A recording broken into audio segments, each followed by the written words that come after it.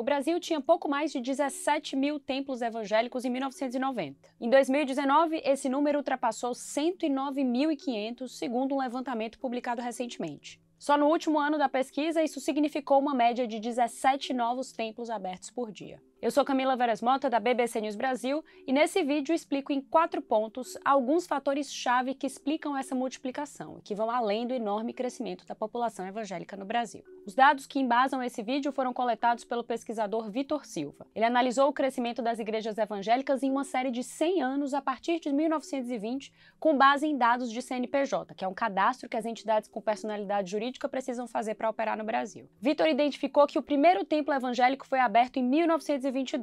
Em 1970, eram 864. Meio século depois, estamos em quase 110 mil. Em paralelo, os evangélicos passaram de 9% da população em 1990 para 22,2% em 2010. E os dados do censo mais recente certamente vão indicar uma fatia maior.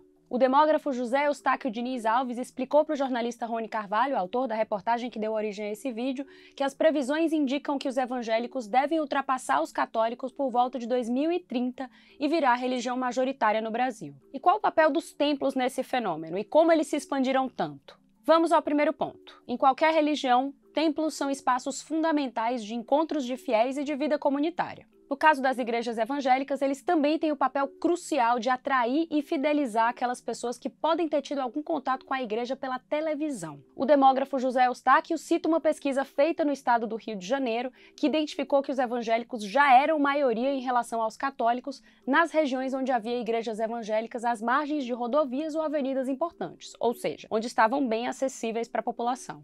O especialista afirma que o crescimento dos templos evangélicos no Brasil também tem relação com o êxodo rural que deslocou milhões de pessoas do campo para a periferia das grandes cidades brasileiras nas décadas passadas.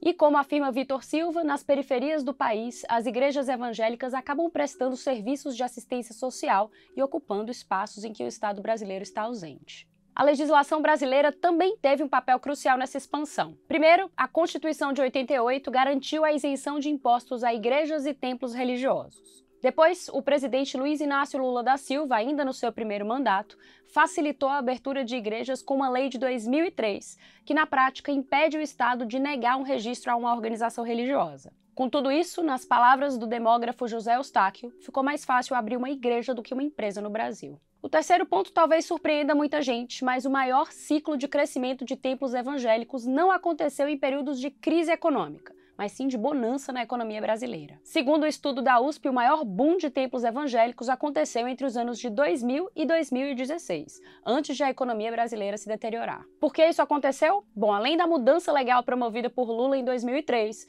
Vitor Silva explica que é durante os ciclos de crescimento que as famílias, principalmente as de baixa renda, têm mais renda excedente para pagar os dízimos e as ofertas para as igrejas. Para concluir, da mesma forma que cresceu, o protestantismo brasileiro também se tornou mais diverso nas últimas décadas. Os pesquisadores hoje dividem os protestantes em 3 grandes grupos. Os missionários ou tradicionais, mais diretamente ligados ao protestantismo europeu que surgiu no século XVI. 2, os pentecostais, que são majoritários no Brasil. E 3, os neopentecostais, que têm mais ênfase na chamada teologia da prosperidade. E existem mais de 25 mil templos no Brasil de igrejas evangélicas que não se encaixam em nenhuma dessas 3 ramificações.